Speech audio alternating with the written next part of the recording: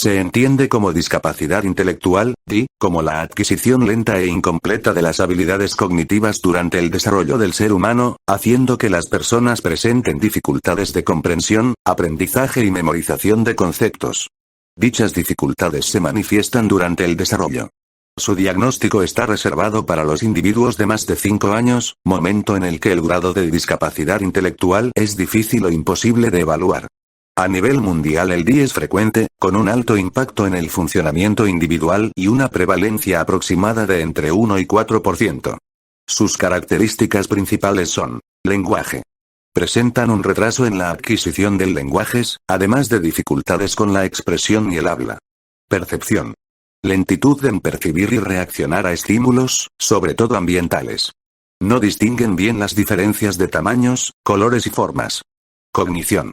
Quienes presentan casos leves son capaces de desarrollar la escritura y las matemáticas. Con casos graves son incapaces de leer, calcular o entender mensajes de otras personas. Concentración y memoria. Memoria pobre y con dificultad de recordar, por eso sus recuerdos en algunas ocasiones son inexactas. Emoción. Ingenuas e inmaduras, pero pueden avanzar su complejidad a medida que se van desarrollando. Su capacidad de autocontrol es baja y sus comportamientos agresivos o impulsivos frecuentes. Por otro lado, algunas personas pueden ser tímidas o retraídas. Problemas de salud. Mayor riesgo de sufrir epilepsia, parálisis cerebral, trastornos de ansiedad, trastornos negativistas y trastorno del espectro autista. Dificultades sensoriales. Entre un 5 y 10% de los niños con discapacidad muestran problemas visuales y auditivos. Se pueden resolver con prótesis o gafas. Puede aparecer personas con discapacidades intelectuales por diversas causas, las más frecuentes suelen ser por factores genéticos, síndrome de Down, síndrome de X frágil o síndrome de Rett, trastornos cromosómico, número de cromosomas o alteraciones en la estructura, exponerse a sustancias tóxicas, alcohol, drogas, o ciertos medicamentos durante el embarazo, infecciones maternas, como la rubéola o la toxoplasmosis, o nutrición deficiente durante el embarazo. Hay varios mitos que hablan sobre la discapacidad intelectual. Para empezar, se dice que las personas con discapacidad intelectual son personas enfermas, pero realmente son personas que tienen una condición que les afecta a su desarrollo y a su capacidad de aprendizaje, por lo tanto no necesitan una cura. Se cree, por otro lado, se les crea la imagen de pobrecitos, siendo vistos con lástima por otros. En sí, las personas con discapacidades intelectuales poseen sus propios intereses, habilidades y características que no necesitan ser denigradas por su condición. Otro mito que se dice es que no son capaces de aprender. Eso es un error, ya que cada uno necesita su propio ritmo de aprendizaje para asentar los conocimientos y el ritmo tiene que ser independiente de los demás. Con relación a esto también se comenta que las personas con discapacidad intelectual son niños eternos. Por otro lado, se argumenta también que este tipo de personas no pueden formar sus propias familias o trabajar. En estos individuos sí son capaces tanto de formar familias y de trabajar, aunque para ello requieran de apoyo de familiares o amigos. Con respecto al apoyo, se tiene entendido que los individuos, por necesitar ayuda, no son capaces de hacer nada solos, necesitando de protección y de supervisión. En realidad, con el apoyo adecuado y con la oportunidad necesaria pueden desarrollar una vida independiente como cualquier otro niño. Y el último mito que circula es que estas personas necesitan ir a escuelas especiales para ellos. Cuando a estas personas les beneficia más ir a los centros que están dentro del sistema educativo, cosa que aporta empatía y colaboración a los demás niños. Las adaptaciones en la intervención docente para este tipo de alumnos son fundamentales para favorecer su inclusión y potenciar al máximo sus capacidades de aprendizaje. Para ellos, es muy importante fomentar su autoestima, premiando cualquier pequeño logro. Pero si la enseñanza es inclusiva, a pesar de su enseñanza individualizada, no tiene que sentir que están marginados dentro del grupo. Es importante crearle un grupo de apoyo, un círculo de amigos / alumnos que lo arrope y proteja del resto de alumnos, fomentando así la empatía general del grupo. Las adaptaciones de acceso al currículo implican modificaciones materiales, de comunicación o de recursos especiales para poder facilitar el acceso a los aprendizajes. Autismo. ¿Qué es el trastorno del espectro autista, TEA? El TEA es un trastorno del desarrollo neurológico que afecta la comunicación verbal y no verbal, la interacción social y la flexibilidad de comportamiento. Se manifiesta con conductas repetitivas, intereses restringidos y dificultades para establecer relaciones sociales. Los síntomas pueden variar con el tiempo y ser compensados por estrategias aprendidas. 2.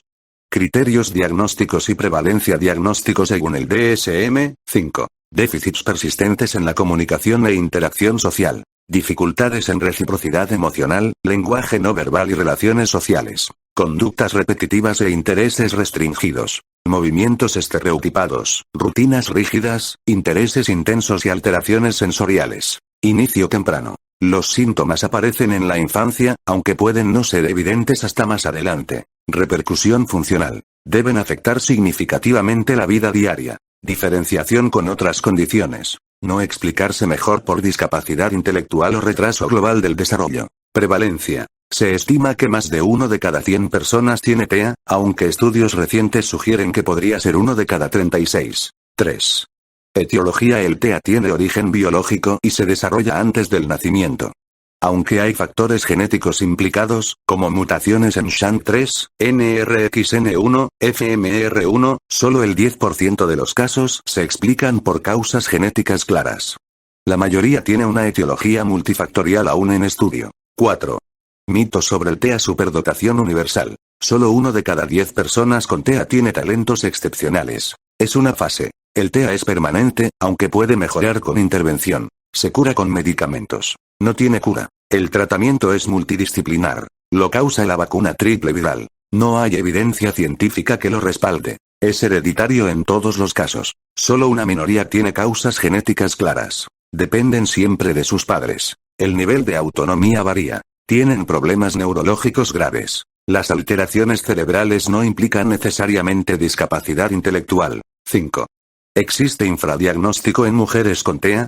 Sí. Las niñas y mujeres suelen presentar síntomas menos evidentes, como mayor empatía, habilidades sociales superficiales, intereses más relacionados con personas o animales, y estrategias de camuflaje social, masking. Esto dificulta el diagnóstico, especialmente cuando hay comorbilidades como ansiedad o DA. 6. Adaptaciones en la intervención docente. Se recomienda el uso de recursos visuales, narrativas claras y mecánicas motivadoras. Un ejemplo es el juego interactivo Biomario, que permite trabajar contenidos curriculares en un entorno estructurado y seguro, ideal para estudiantes con TEA. Este tipo de intervención favorece la comprensión, la motivación y la autoconfianza. 7. Referencias bibliográficas. American Psychiatric Association. 2020. Autism Spectrum Disorder Fact Sheet. DSM-5. Ministerio de Derechos Sociales y Agenda 2030. 2023. Plan de acción sobre el trastorno del espectro del autismo, TEA, 2023-2027. Mainer y otros, 2023. Zeidan y otros, 2022. Global Prevalence of Autism. Lai y otros, 2017. Gould, 2017. Grimm y otros, 2019. Herbas, 2022. Bargiela y otros, 2016. Zener, 2019. Recurso educativo. Biomario interactivo que podría añadirse. Tu trabajo está muy completo, pero podrías enriquecerlo con modelos de intervención específicos, como TEACH, ABA o DIR/Floor-Time. Importancia del diagnóstico temprano. Para mejorar el pronóstico. Perspectiva inclusiva. Cómo fomentar la inclusión escolar y social. Testimonios o casos reales. Para humanizar el contenido. Altas capacidades. 1. ¿Qué es la inteligencia? Podemos decir que la inteligencia tal y como la conocemos, es la capacidad para resolver problemas y elaborar productos en un espacio natural y estimulante. Torrego, J.C. et al., 2011. La inteligencia es un conjunto de habilidades cognitivas y conductuales que permite la adaptación eficiente al ambiente físico y social.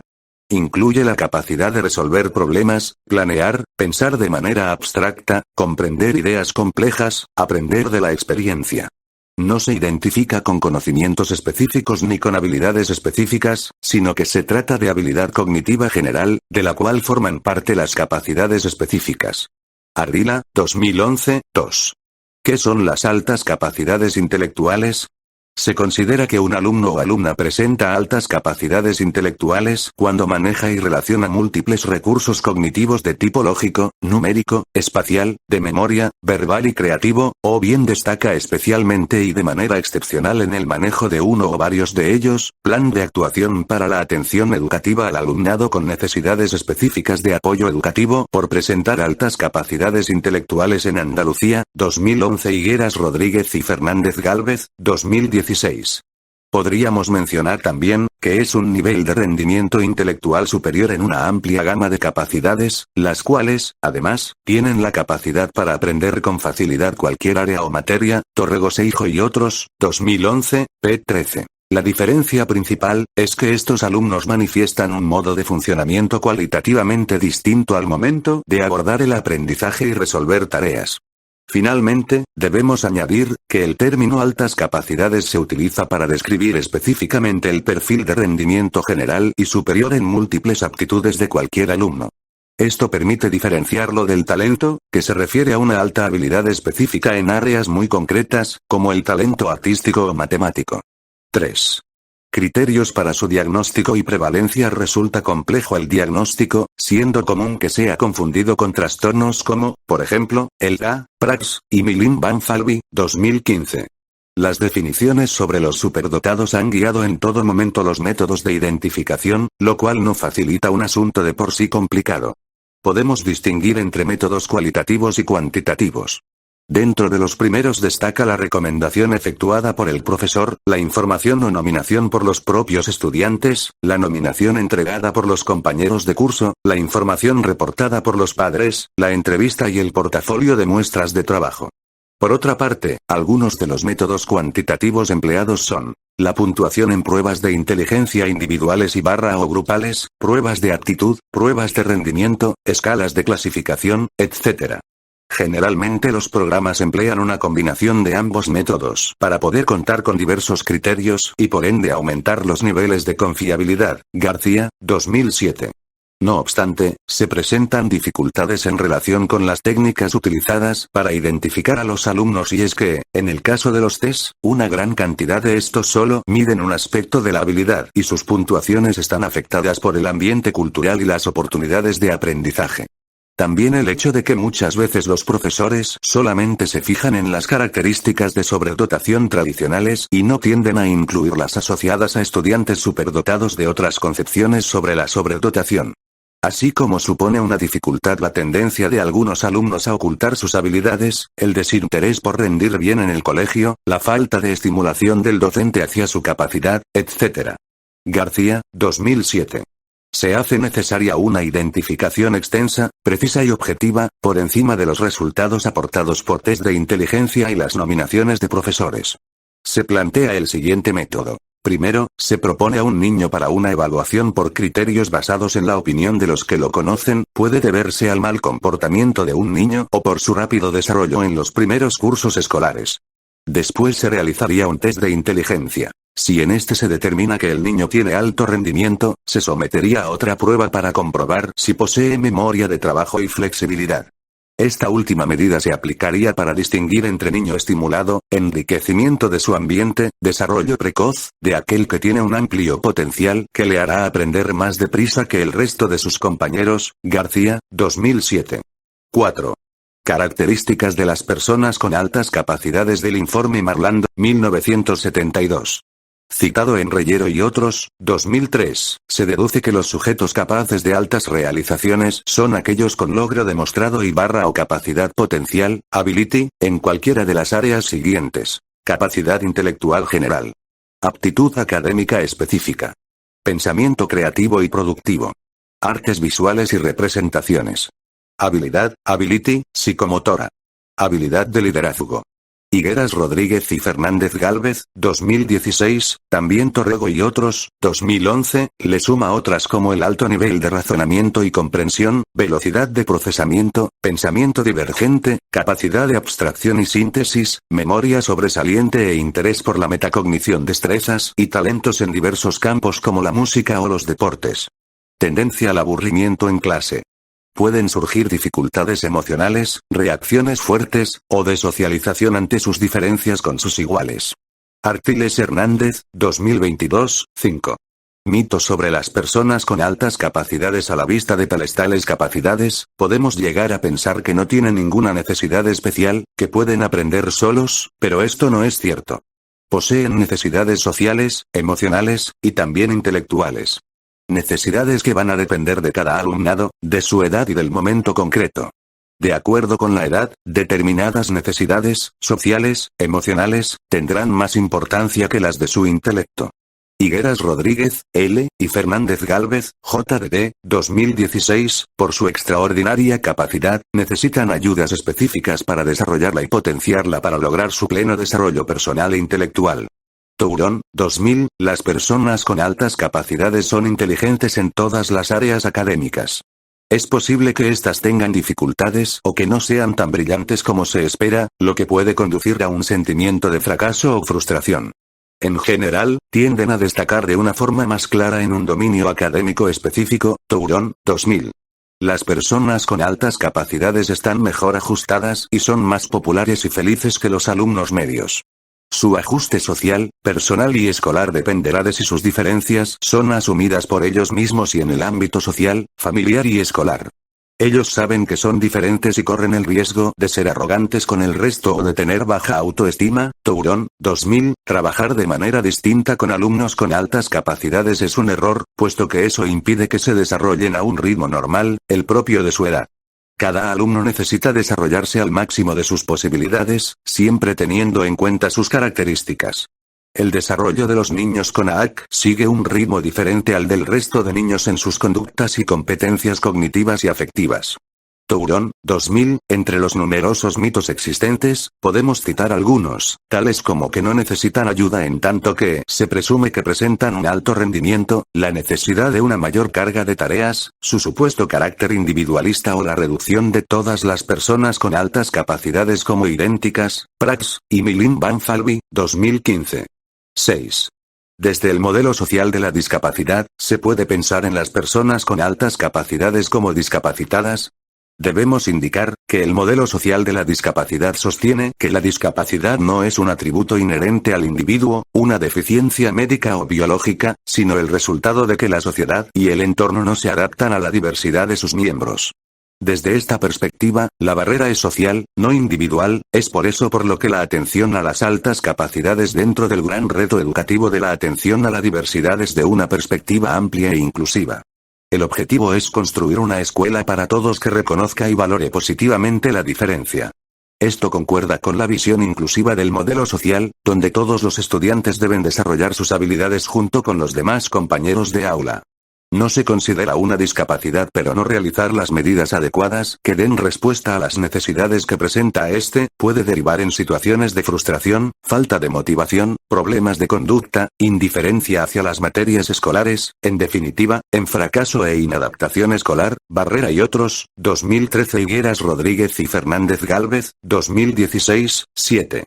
Adaptaciones en la intervención docente para personas con altas capacidades. El principal cambio está en la identificación del alumnado con altas capacidades intelectuales, y después de esta fase, buscar y utilizar los apoyos necesarios para el desarrollo de estos alumnos. Callan y Lerberg, Davis, 2012. Higueras Rodríguez y Fernández Gálvez, 2016, según la Ley Actual de Educación, LOMCE, Ley Orgánica 8, 2013, de 9 de diciembre, para la mejora de la calidad educativa, expone que la escolarización del alumnado con altas capacidades intelectuales, identificado como tal según el procedimiento y en los términos que determinen las administraciones educativas, se flexibilizará en los términos que determine la normativa vigente. Dicha flexibilización podrá incluir tanto la impartición de contenidos y adquisición de competencias propios de cursos superiores como la ampliación de contenidos y competencias del curso corriente, así como otras medidas. Higueras Rodríguez y Fernández Gálvez, 2016.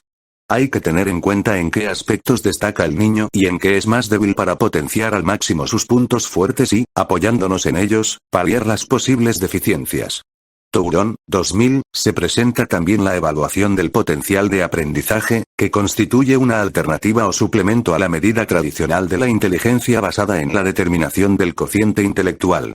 Desde esta perspectiva, el examinador intenta que el estudiante consiga el éxito a partir de sus fracasos proporcionándole ayudas o guías. Este tipo de evaluación dinámica implica dos conceptos importantes: actividad y modificabilidad. Examinador y examinado asumen un rol activo, donde el examinador interviene y modifica la interacción con el examinado con el propósito de inducir exitosamente el aprendizaje. García, 2007. El adelanto de curso conviene apoyarlo en tres condiciones. 1. Una alta habilidad intelectual en los macroprocesos cognitivos, superdotados y talentos académicos. 2. Haber adquirido las competencias del curso/S que se va a saltar. Y 3. Disponer de indicadores suficientes que pronostiquen una adecuada adaptación social al grupo de los mayores que él y un buen equilibrio emocional en el nuevo grupo. Artiles Hernández, 2022. ¿Qué es el DA?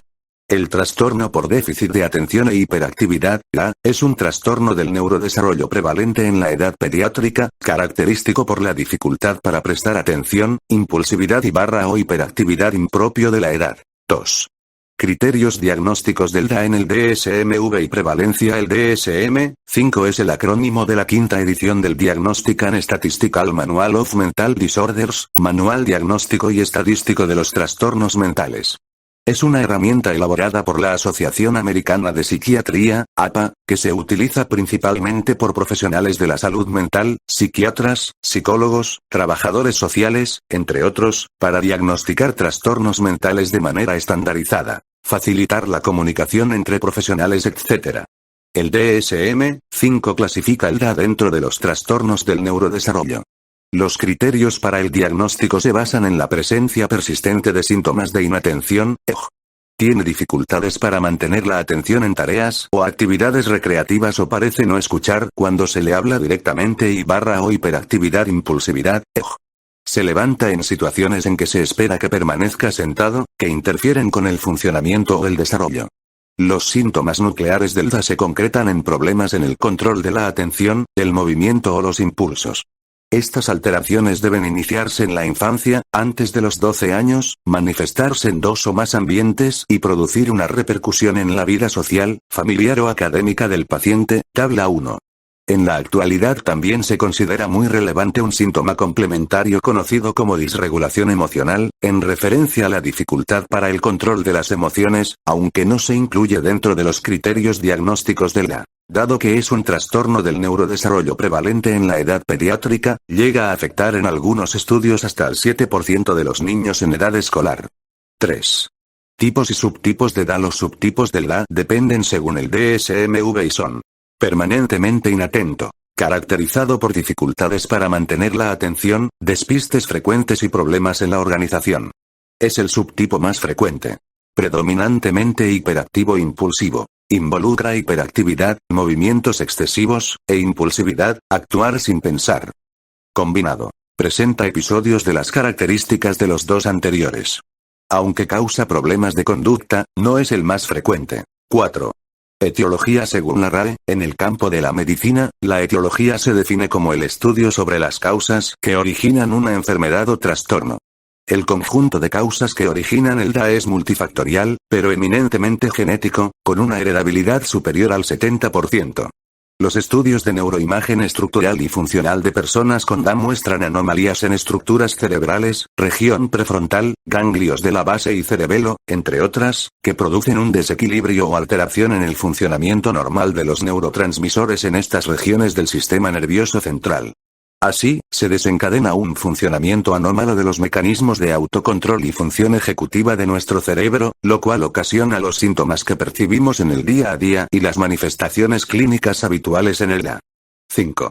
Mitos sobre las personas con DA. Mitos principales. Los niños con DA son vagos. Aunque los niños con DA pueden parecer inmaduros debido a un retraso en la maduración cerebral, no son vagos. Su aparente falta de esfuerzo se debe a sus fracasos usuales que les lleva a la desmotivación. Mi hijo no tiene déficit de atención porque puede estar horas jugando a los videojuegos. Los niños con DA pueden concentrarse en tareas motivadoras con refuerzo inmediato, como los videojuegos.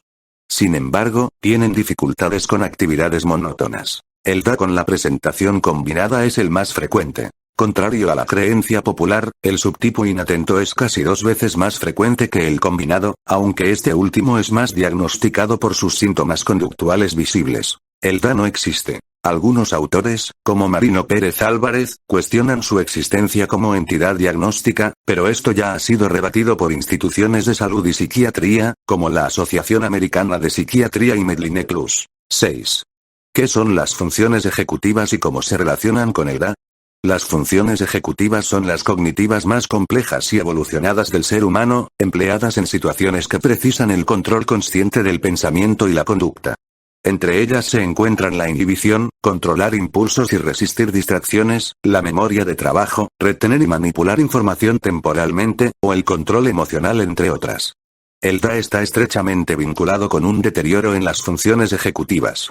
Muchas de las dificultades que presentan las personas con DA son el resultado de una disfunción en estos procesos. Por ejemplo, en la memoria de trabajo, el DA provoca el olvido de instrucciones o tareas. En el control emocional, otro ejemplo, produce reacciones desproporcionadas, frustración rápida, etc. 7. ¿Existe relación entre el DA y el consumo de drogas en la adolescencia? Sí, se sabe que los adolescentes con DA pueden tener un mayor riesgo de consumo de sustancias debido a factores como la impulsividad, la búsqueda de refuerzos inmediatos y las dificultades en la autorregulación. 8. Adaptaciones en la intervención docente para las personas con DA. Dentro de los tratamientos no farmacológicos se encuentra la psicoeducación y la psicoterapia, los cuales deben ser el tratamiento de elección en los menores de 6 años. Se debe realizar una intervención psicoeducativa con los padres, que puede realizarse de manera individual o grupal, e intervenciones psicopedagógicas en la escuela, que incluyan refuerzo educativo, adaptaciones metodológicas, entrenamiento en técnicas y hábitos de estudio, fomento de la autonomía y la autoestima y terapia relacional. La terapia conductual junto a los cambios en el ambiente permite mejorar la interacción entre padres e hijos y reducir las conductas disruptivas, de manera que se favorezca el aprendizaje, junto a las adaptaciones metodológicas y ambientales en el aula.